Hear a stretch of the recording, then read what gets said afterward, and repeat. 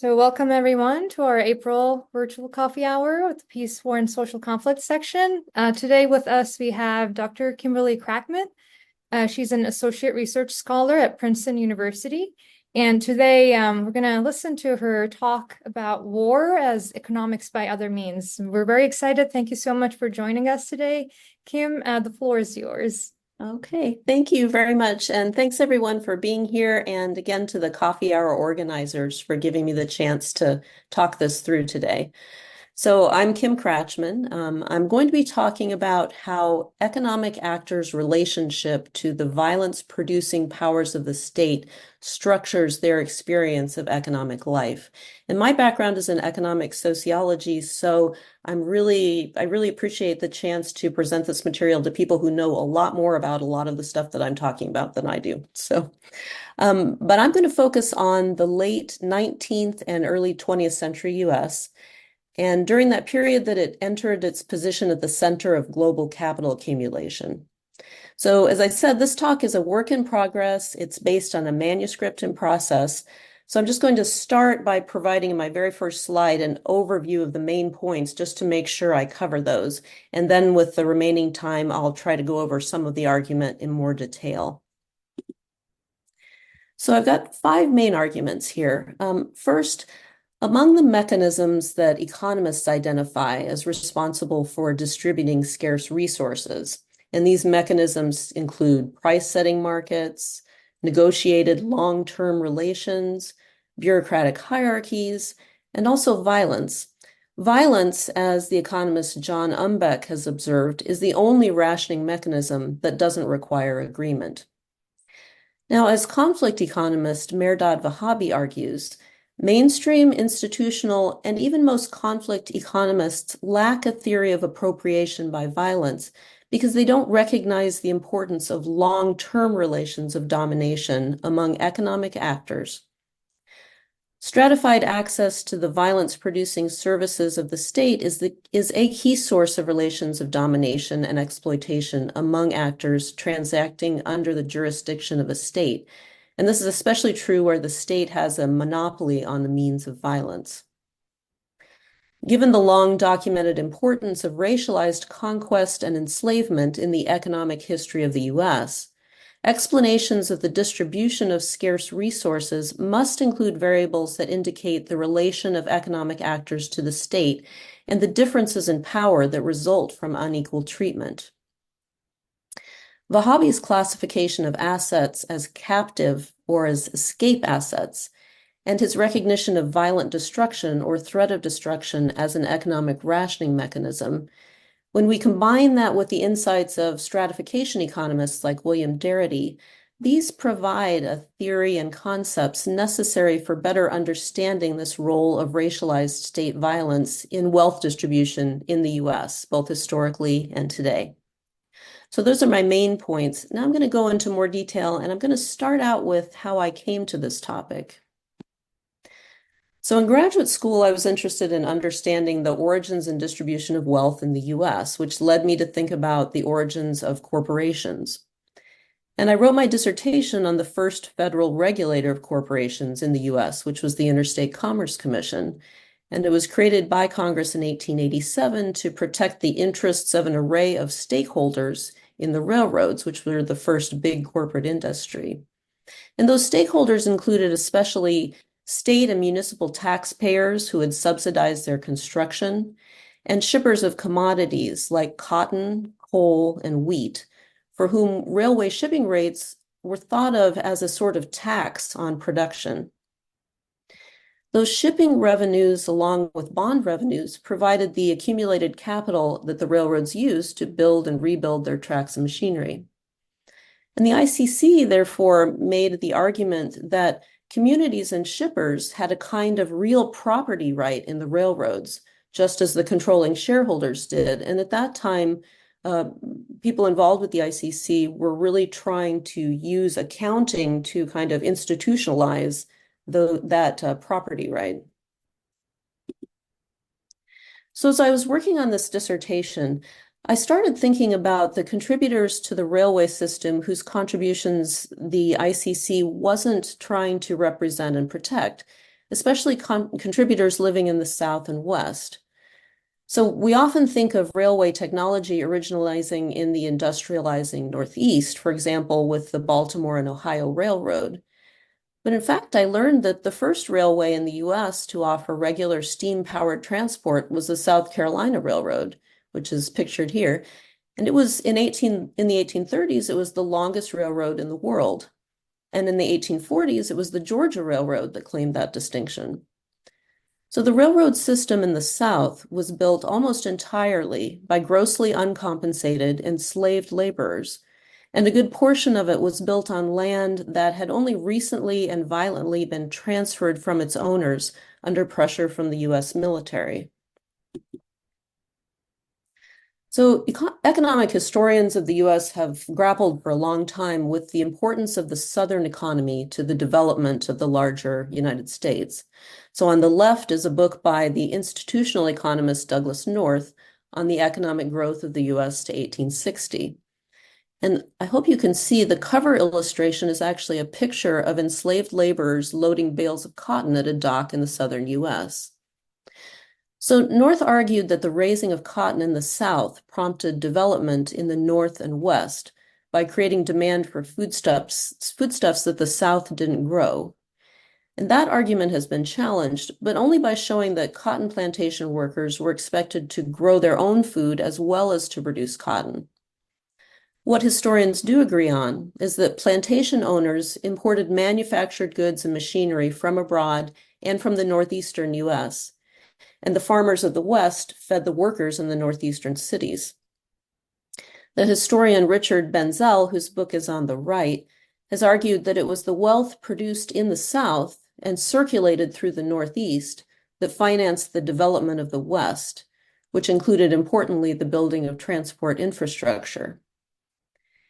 Now, we know that the wealthiest individuals in the US prior to the Civil War included plantation owners in the South and those Northerners who were connected to trade with the cotton plantations and with the sugar plantations in the Caribbean.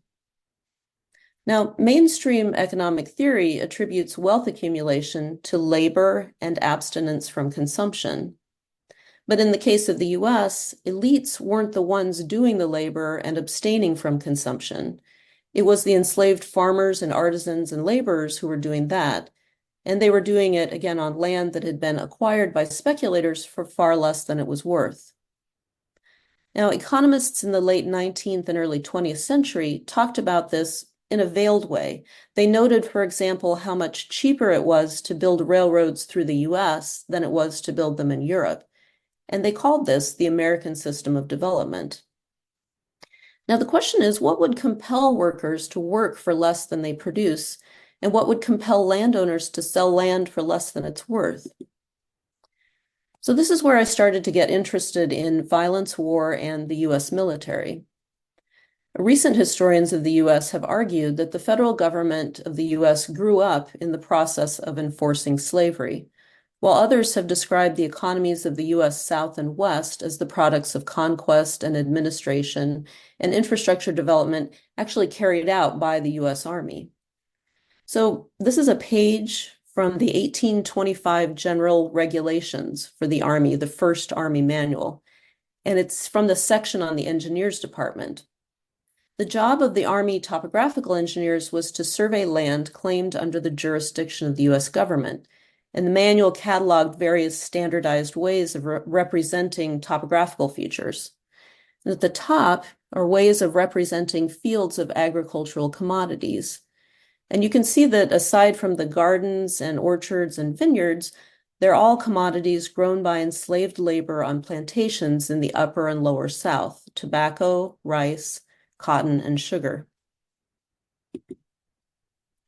So to talk about slavery and conquest is to talk about the economics of violence, and especially violence against person and property perpetrated by the state against specific groups of actors for the purpose of wealth accumulation by other actors.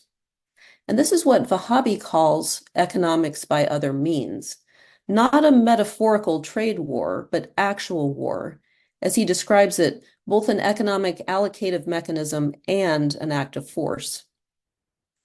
Now, accumulation by force is still a problem for current mainstream economics because the field tends to assume that economic transactions are voluntary and that protection from violence, particularly in nations like the US, is a free good provided by the state at the same price to all actors. Where institutional economists do study conflict, and these include Douglas North, whose edited volume is here on the left, even these tend to assume a roughly symmetrical distribution of power among contestants in a conflict, what Vahabi calls classical warfare. These approaches assume actors who choose whether and how much to invest in the means of violence, given their chances of winning. But the kind of conflict I'm interested in and that Vahabi is interested in is long-term conflict under conditions of gross asymmetry of access to markets for the means of violence, where the means of violence are distributed not through a buyer's market, but through a seller's market, in which the seller is a monopolist or a near monopolist, and thus both protector and aggressor. As opposed to classical warfare, Vahabi calls this latter kind of conflict synergetic warfare, which is from the Latin word for hunting. Vahabi develops a theory of economic transactions under conditions of gross asymmetry of power as part of the political economy of predation. So this is economy because we're talking about mechanisms of allocation of wealth, but it's political economy in recognition of the role of the state as in many cases the dominant, if not the monopolist, producer of organized violence. So in Vahabi's book, he focuses on two historic cases of synergetic warfare. One is the United States strategic manhunts in Iraq, and the other is the appropriation of property carried out in Iran by state and affiliated non-state actors. So the first case is one of a radically more powerful nation exercising force against individuals in a separate nation. And the second is a case of a government preying on individuals under its own jurisdiction.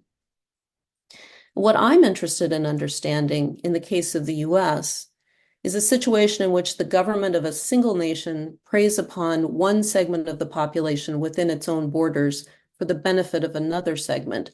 For example, when the government used its violence-producing assets and capabilities in the 19th century to enforce slavery and negotiate the transfer of land for the benefit of plantation owners and land speculators and settlers and all the financial and legal industries that sprung up to service or to profit from those groups. So Vahabi's work represents an innovation within conflict economics that uniquely recognizes the existence of relations of domination and subjugation among groups of economic actors. And this is a quote from his book. The shortcomings of mainstream economics, he says, in understanding involuntary transactions consists in conflating economic interests of prey and predator or dominant and subjugate. This conflation is due to the fact that domination is totally excluded in mainstream economics, and consequently the resistance to it is also ignored. That's the end of the quote. So this means that even revolutions carried out in resistance to relations of domination are generally viewed by economists as acts of plunder, following what competing elites would do, or of acts of wasteful disorder. So here are two imagined renderings of revolutions. The cartoon on the right refers to the Haitian Revolution, and the painting on the left refers to the American Revolution. Now, the drawing on the right casts those in revolt as the aggressors, even though the long-term relation between planters and workers was clearly one of radical domination by the former in relation to the latter. And Vahabi here quotes the economist Kenneth Boulding as saying, we, and he's talking about economists here, we tend to think of conflict in terms of quarrels, separation, divorce, discrimination, riots, industrial disputes, strikes, political conflict, revolution, international conflict, and war. All these things we think of on the whole as bad, as tending to go too far and to get out of hand. But then one asks, does mainstream economics think of the Glorious Revolution of 1688 or the American Revolution as bad? Generally, economists and economic historians have framed those revolutions as establishing rights of person and property rather than of tearing them down. So what's going on here? Vahabi's theory of appropriation is helpful in its recognition of long-term relations of domination and exploitation. Institutional economics and economic sociology, I would argue, are often produced from the perspective of the more powerful actors. But what if we tell American economic history using concepts recognized by economists from the perspective of the actors whose economic choices have been radically and categorically constrained by the dominant producer of violence? So this is a question that's been raised recently by the economist Trevon Logan at Ohio State, and it's connected to another approach to economics called stratification economics. So stratification economics is a corrective to mainstream economists' assumptions about the voluntariness of transactions. And this term was first defined by the economist William Darity Jr., whose paper is here on the left. This corrective recognizes the significance of social group assignment in the history of wealth appropriation, particularly where the distribution of power is such that the dominant group has, as he puts it, and this is a quote, the capacity to enforce boundaries by the use of violence. Indeed, he says, the formational act of group differentiation, when groups matter, is violence. And that's the end of the quote. In the US, actors identified by the dominant purveyor of violence as belonging to the social group white use their privileged access to the violence-producing assets of the state to, as Darity puts it, render the subordinate group non-rivalrous. By categorically restricting the freedom of Black actors to enter or exit economic transactions and to enforce contracts. And examples of this are documented in oral accounts from the Jim Crow South, where whites enacted terroristic physical violence against successful Black farmers and entrepreneurs, and state law enforcement either ignored this violence or actively supported it, thus forcing Black actors to sell their property at a loss and take whatever they could get from white rivals.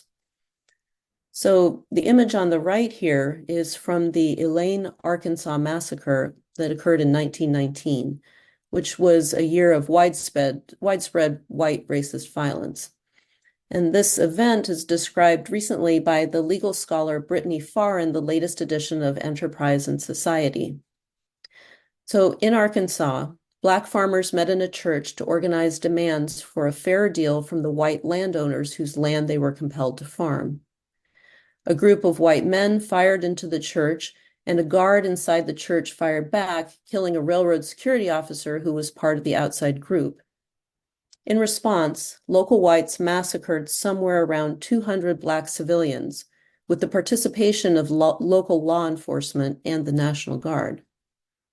Now, North claims that the U.S. was an open access order from the late 19th century, where open access describes a society in which all, or at least the great majority of citizens, receive the same protections from the state, and all are allowed to form organizations freely. But in the southern cotton-growing counties where the largest profits were being made, the majority of the population was Black. And when citizens in those regions attempted to create organizations, they were assassinated. Mainstream economic theory gives us insufficient theoretical tools to understand the motives and consequences of the Elaine massacre. And even conflict economics, such as that provided by Hirschman, doesn't really fit the situation. It still assumes roughly equal contestants and episodic engagement, not these long-term transactional relations under gross asymmetries of access to violence. And this is what I think Vahabi's theory of appropriation uniquely addresses. So in the next couple of slides, I'm going to apply Vahabi's theory to the problem of racial variation in the outcome of agents' interactions with principals in corporations, which mainstream economics explains in terms of the minimization of transaction costs. So first, a definition of transaction costs.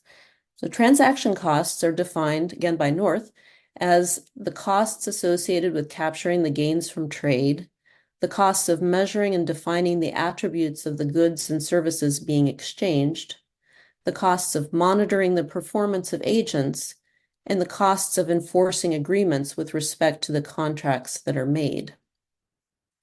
So currently, both economists and economic sociologists generally assume that if the costs associated with any proposed transaction are so high as to make the transaction unprofitable for either party, there'll be a failure of the market and the transaction won't occur. But as I've been trying to show earlier on in this presentation, in fact, a great deal of US economic history is the product of transactional conditions that would not be chosen under any other conditions than those of compulsion by force. So the institutional economist Oliver Williamson brought the concept of transaction costs to the sociological community in a 1981 article in the American Journal of Sociology. And Williamson was trying to explain the rise of large hierarchical corporations in the US in the 20th century. And he described these large firms as devices for minimizing transaction costs. But he focused on those first three items, not the question of enforcing contracts. According to Williamson, principals created firms in response to the propensity of the agent in any long-term principal-agent transactional relationship to take advantage of opportunities to effectively lie, cheat, and steal. So this is the principal in the corporation is the ownership and management of the corporation. The agents are the employees and the suppliers. So in describing agent opportunism as a product of human nature, Williamson claimed to be citing a neglected realism in the work of the influential economist of risk, Frank Knight. But if one looks at Knight's famous book, one finds that unlike Williamson or North, Knight recognized the existence of a relation of domination of the agent by the principal. Domination resulted from the principal's greater access to wealth. And Knight argued that, and this is a quote, the actual content of freedom of contract depends entirely on what one owns, and that freedom of contract without ownership may mean, in fact, the perfect antithesis of freedom in the sense of power to order one's life in accordance with one's desires and ideals. The actual content of freedom of contract, Knight wrote, depends entirely on what one owns. And of the different possible origins of ownership, the first and by far the most important, he wrote, is the historical brute fact of what the actor has to begin with, his inheritance from the past. Knight's teacher, the Chicago economist Herbert Davenport, put it more bluntly, estimating that at least 2/3 of the durable property bases of income in the US in the early 20th century were, as he put it, nothing else than the capitalization of privilege or the capitalization of predation, with a market value resting on the estimated present worth of the right to exact tribute from one's fellows or to plunder one's fellows. Williamson explicitly rejected power explanations of the evolution of production structures and the distribution of property rights that were their result. And he challenged power theorists to identify characteristics, or what he called dimensions of assets being exchanged, that would do a better job of explaining the outcomes than do mainstream theories that assume free competition and contracting under an equal distribution of power. And this is what Vahabi does. However, unlike Williamson, Vahabi focuses on the situation of the less powerful transactor. So in the terms usually used by analysts of the corporation, again, this is the agent rather than the principal. And the main question the agent faces is the degree to which she and her assets are captive. That is, whether she is constrained to transact with a single principal in a relationship of dominance and subjugation, or whether she's the possessor of escape assets. That is, whether she has the freedom to choose her transactional partners and to expect enforcement of the terms of transaction. So Vahabi's economic theory of appropriation provides two dimensions by which assets may be classified as captive or escape. And the first is mobility.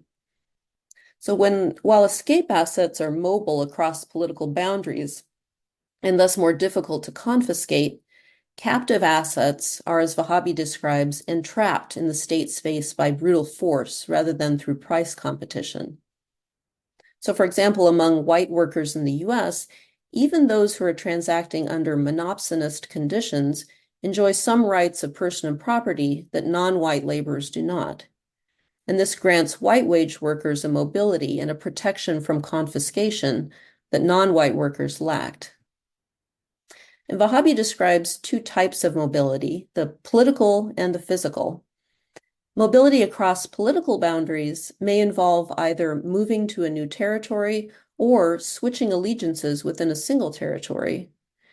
And in a buyer's market for the means of legitimate violence, buyers may in effect fire an existing supplier of protection, for example, under a democratic system of government by voting it out of office, and then replace it with another supplier.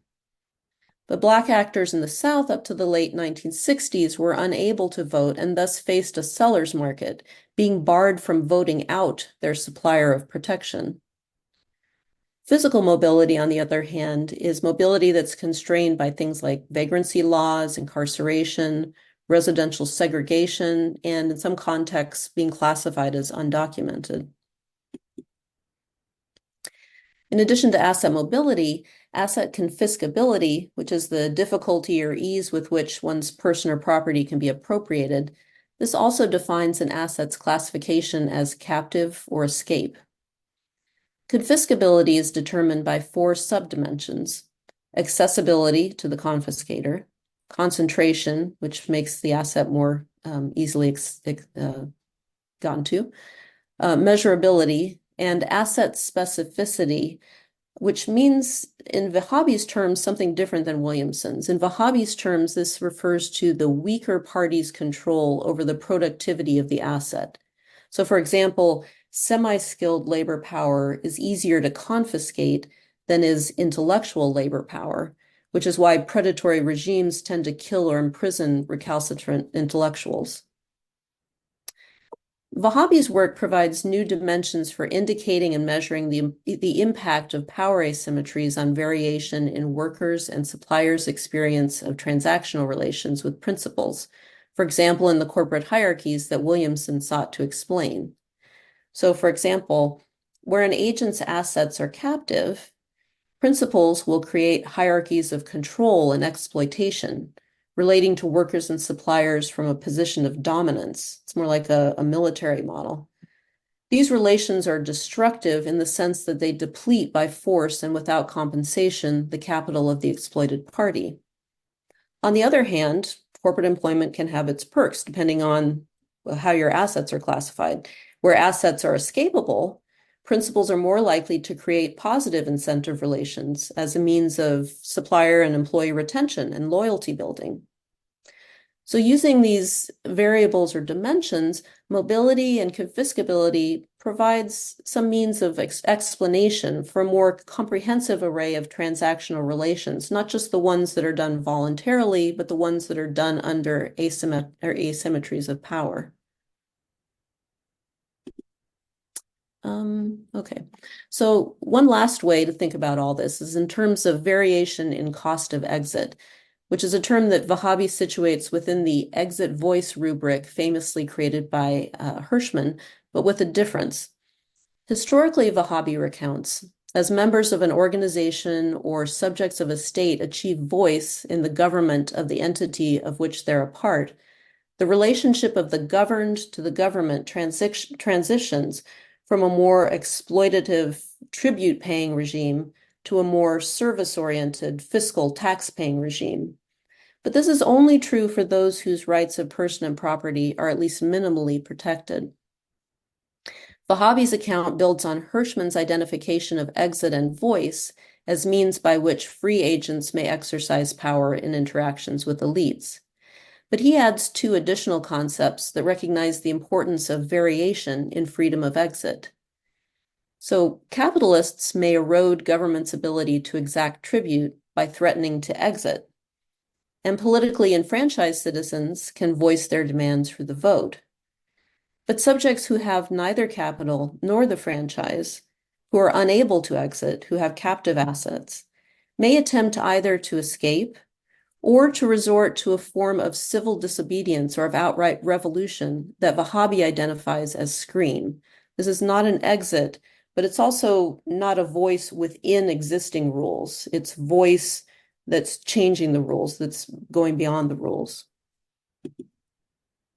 So to summarize, we tend to pay the most attention to that which we operationalize. So my goal here has been to bring Vahabi's concepts of cost of exit, captive and escape assets, mobility, confiscability, and scream to the sociological community, and especially to economic sociologists, because I think it can be useful in understanding a wider array of economic outcomes, and especially the distribution of wealth. And actually, this is a way of operationalizing what the scholar Clyde Woods called trap economics when he was describing post-Hurricane Katrina reconstruction process. That paper's here on the left. Doing this allows us to reclassify investments and expenditures in the means of violence, so military, police, other guarding, as inputs in processes of production for profit. And Vahabi cites a statistic that something like 1 in 4 people in the US workforce are employed in some kind of guarding or guarding-related work. So if we reject as false the assumption that protection is a free good, then we can analyze the investments that economic actors and governments make in the means of violence for the purpose of creating profit by force. So thanks. That's my email if people have suggestions or comments, and I'm really interested in hearing people's feedback. Thanks. Thank you, Dr. Kracman. You've given us a lot to think about and discuss. Before we move on to the Q&A, I'll stop the recording so we can discuss freely.